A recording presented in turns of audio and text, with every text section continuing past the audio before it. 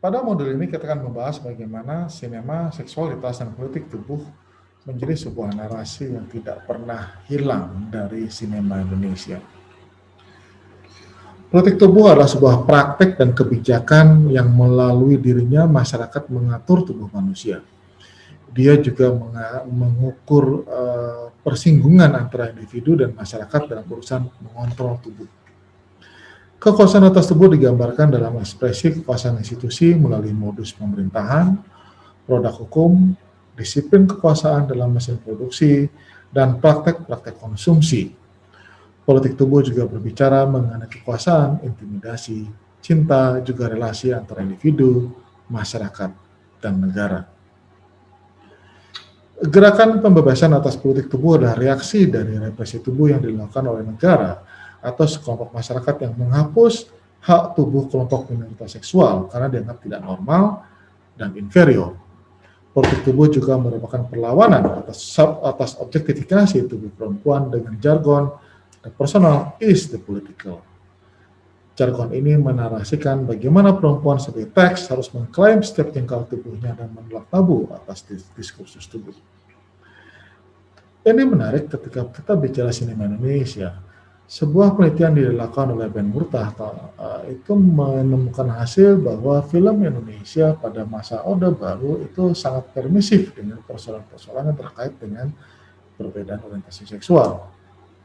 Sebaliknya pada tahun yang sama, film-film yang tema seksualitas memang muncul dan menjadi semacam pilihan yang dipilih oleh para produser film karena tema-tema di luar tema sensualitas itu menjadi terlarang untuk dibahas dalam sinema Indonesia. Sehingga dua kepentingan yang berbeda itu pun bertemu dan pada akhirnya menghasilkan bacaan yang sangat menarik untuk bagaimana konstruksi politik tubuh dalam sinema Indonesia. Perkembangan pada masa Orde Baru dan pasca Orde Baru serta pasca reformasi menunjukkan bahwa pendulum itu semakin bergerak ke kanan. Beberapa kelompok masyarakat semakin sensitif terhadap perbedaan-perbedaan yang terkait dengan politik tubuh. Seperti misalnya modifikasi tubuh, peran gender, transgender, operasi transseksual, tato, sedot lemak, operasi plastik, dan lain-lain merupakan praktik yang marak dalam masyarakat kontemporer Indonesia. Praktek ini bersanding dengan kontrol luar biasa dari pemerintah pusat dan daerah atas tubuh perempuan sebagai sebuah arena liar. Menurut catatan Komnas Perempuan tahun 2013, ada sekitar 348 peraturan daerah yang secara eksplisit menjadikan kontrol atas tubuh perempuan sebagai sebuah media baru dalam menerjemahkan konsep-konsep ketertiban dan istilah-istilah pembangunan. Perda berbasis syariah tekstual adalah contoh paling jelas bagaimana kontrol atas tubuh dan seksualitas perempuan masih sangat kuat dalam masyarakat kontemporer Indonesia. Pendidikan seksualitas dan kesehatan reproduksi yang didesain oleh gerakan perempuan di sekolah-sekolah menengah ke atas juga dipandang sebagai sebuah ancaman baru oleh kelompok konservatif dalam organisasi masyarakat sipil maupun pemerintah sendiri.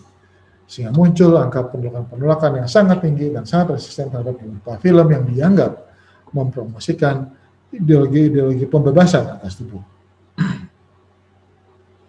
Misalnya yang terbaru adalah bagaimana film Kucumbu Tubuh Indahku menjadi semacam kontroversi karena dianggap mempromosikan nilai-nilai LGBT.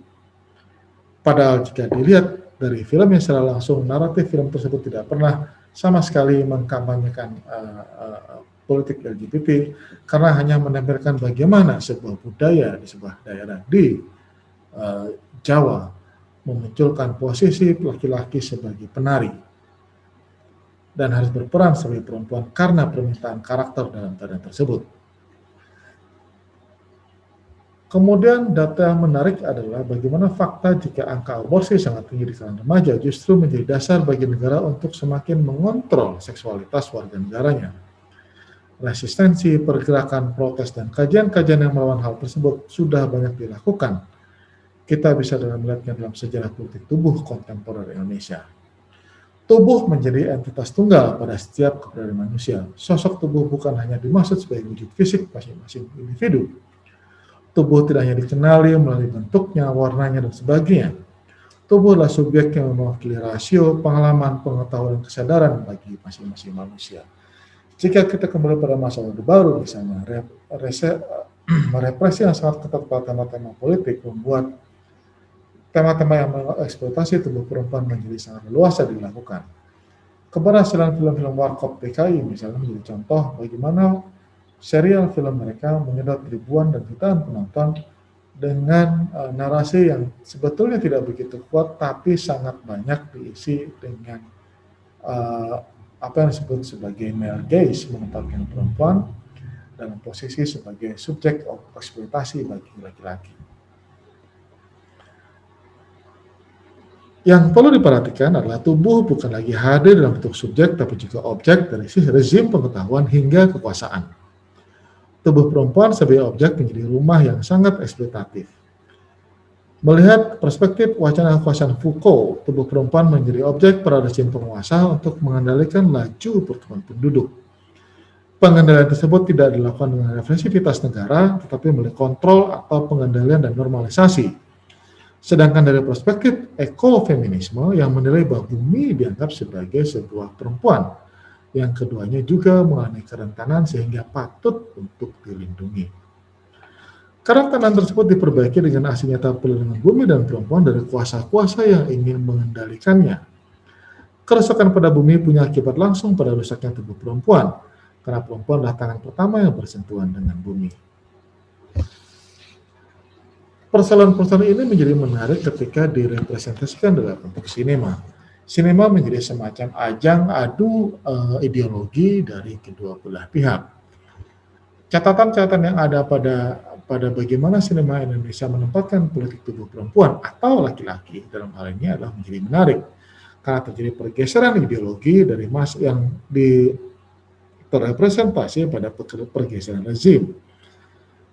Cuma menariknya adalah rezim yang sangat represif pada politik justru menjadi sangat permisif pada politik tubuh. Sebaliknya, rezim yang dianggap demokratis seperti sekarang ternyata sangat represif atau setidaknya membiarkan kelompok-kelompok masyarakat menjadi represif pada sinema-sinema yang menawarkan sebuah bacaan-bacaan alternatif pada politik tubuh melalui narasi-narasi pada sinema Indonesia.